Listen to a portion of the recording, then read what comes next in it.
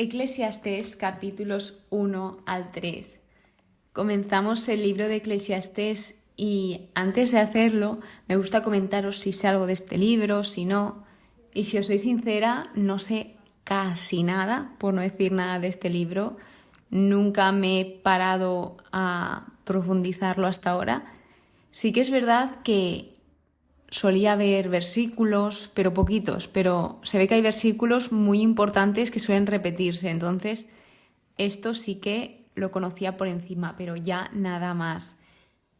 Luego me ha impresionado bastante que su autor sea Salomón. Había un poco de confusión con los autores porque unos decían que sí era el rey Salomón, pero no les cuadraba ya que el lenguaje y las ideas son del siglo III a.C. y Salomón vivió entre el 970 y 931 a.C.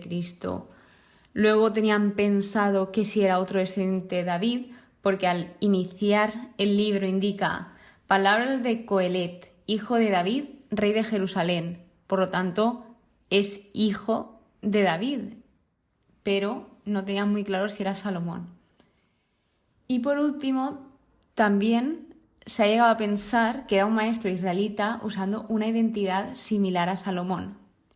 Pero algo que debemos de tener claro es que aquí hay un punto clave y es que hay dos personajes en este libro, que son el maestro y el autor. Y el maestro es diferente al autor.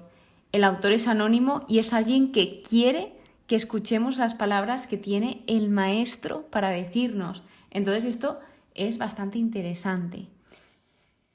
Por lo tanto, la pregunta que os lanzo es, ¿qué es Hebel?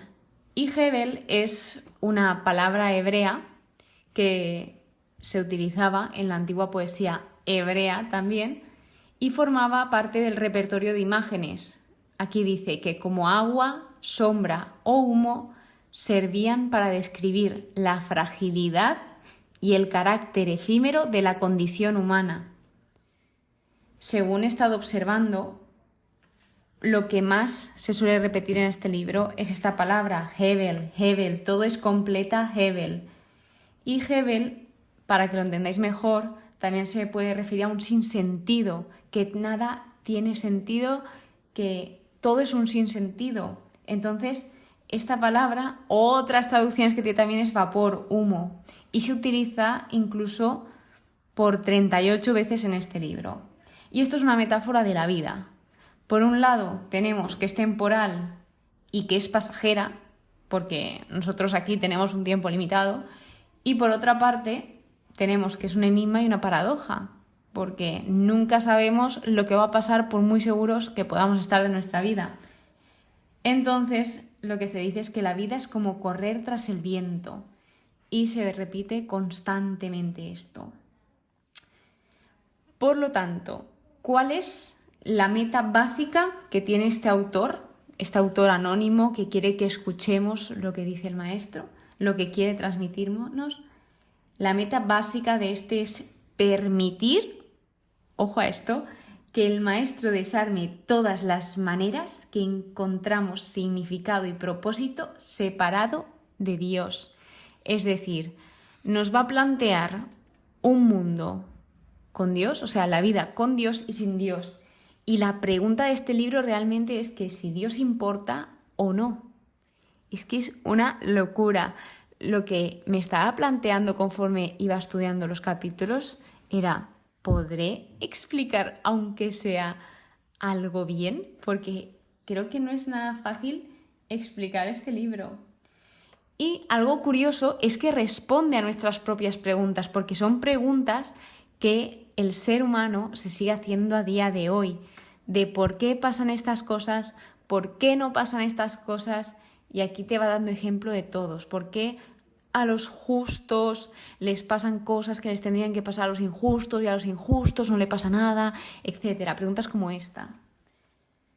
Luego también lo que hace es apelar a hechos universalmente observables y va variando determinados temas, como lo que decía, si tiene que responder a preguntas típicas existenciales del ser humano, también va hablando de diferentes temas, pero principalmente habla sobre la vanidad de las cosas humanas, el sinsentido de las cosas humanas. ¿Qué sentido tiene esto?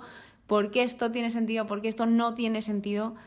Y algo que pensaba también es que cómo pierden las traducciones el sentido, porque se ve que no quiere decir vanidad, sino que la palabra hebrea, Hebel, es lo que se traduce como vanidad al español, pero tiene mucho más significado, que suele pasar cuando se suelen traducir las cosas, en hebreo que en castellano.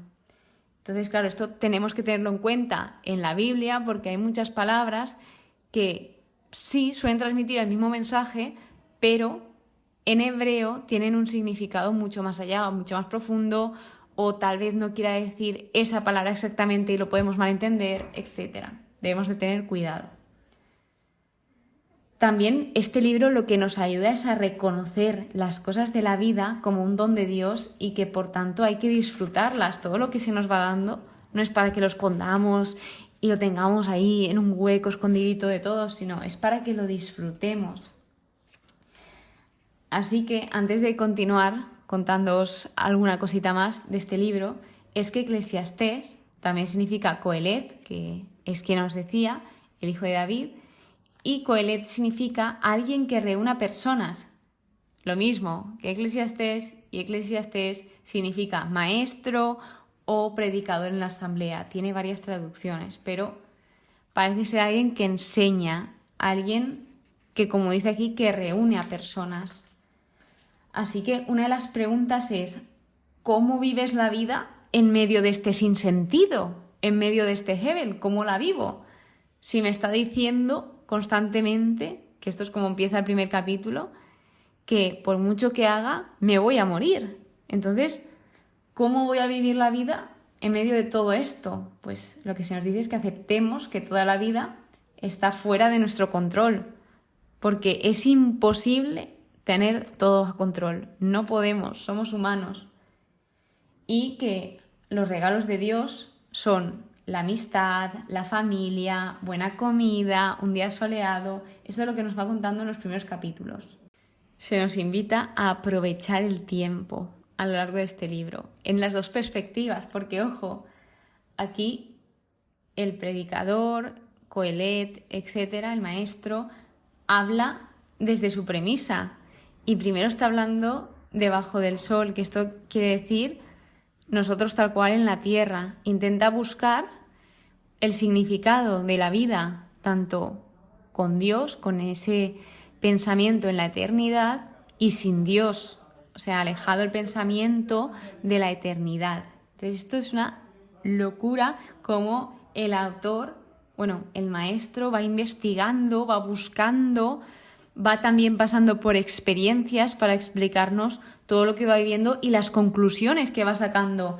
Y en esto se basan todos estos primeros capítulos, y la mayoría de los siguientes también se basa en, pues primero hay unas palabras bastante típicas que son fatiga, mal oficio y atrapar vientos, que se suelen repetir constantemente, que la fatiga se refiere al trabajo penoso y toda pena o sufrimiento. El mal oficio en este contexto se refiere al trabajo que produce fatiga y trastorno, y atrapar vientos al esfuerzo inútil y pérdida de tiempo. Es una visión un poco pesimista, un poco bastante. Es como que siempre va a que, como al final morimos, ¿de qué sirve todo? Esa es la visión que tiene el maestro. Entonces nos va contando de que por mucho que pasen los años, los siglos, milenios, etcétera, etcétera, no hay nada nuevo bajo el sol. Se refiere a que el ciclo de la naturaleza, todos estos ciclos son inmutables, siguen igual. O sea, nosotros, sí, muy bien, el hombre podrá inventar la tecnología, podrá inventar aparatos, podrán inventar miles y millones de cosas, pero todo esto pasa de moda. Pero lo que siempre queda son las montañas, el sol siempre sale, la luna también sale, los montes allí están, los ríos también. Es decir, esto siempre queda, pero todo lo demás pasa. Entonces aquí dice, cuando se refiere a bajo el sol, que también es muy típico en este libro repetirlo, aquí está mostrando que el interés del escritor era universal y no se limitaban solo a su pueblo, es decir, estos escritos no eran solo para el pueblo del autor, en este caso sería Jerusalén. No, eran para todo el mundo, para toda persona. Y luego nos explica algo cortito, que es la vida de Salomón, donde se ve como que a pesar de su vida fastuosa, espléndida, lujosa, y a pesar de su sabiduría, no conoció la felicidad. Salomón, si no lo sabéis, él, cuando Dios le dijo, pídeme lo que tú quieras, él no le pidió riquezas, él no le pidió cosas materiales, sino él le pidió sabiduría. Y en la Biblia indica que fue el hombre más sabio.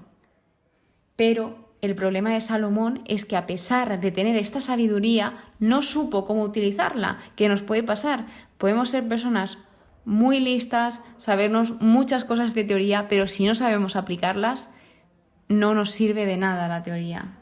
El capítulo 2 es donde nos muestra que esta persona está experimentando cada cosa, sigue buscando, va indagando en cada asunto, cada respuesta, lo quiere saber todo y se va dando cuenta que la sabiduría aventaja a la necedad como la luz a las tinieblas. Esta es una de las cosas que más destaca. Luego se da cuenta y llega a la pregunta de ¿quién sabe si mi sucesor será sabio o necio? Diciendo, estoy trabajando toda mi vida para esto y luego, una vez ya no esté, ¿cómo se gastará esto mi sucesor? Entonces, claro, es un pensamiento que le tiene ahí inquieto a esta persona. Luego nos dice cómo vivir la vida, entre comillas, debajo del sol, cómo sacar lo mejor de una mala situación y nos comenta que no hay mayor felicidad para el hombre que comer y beber y disfrutar en medio de sus fatigas. Se refiere a que esto es un don de Dios y que, a pesar de que tengamos malos momentos, que saquemos de una mala situación lo mejor.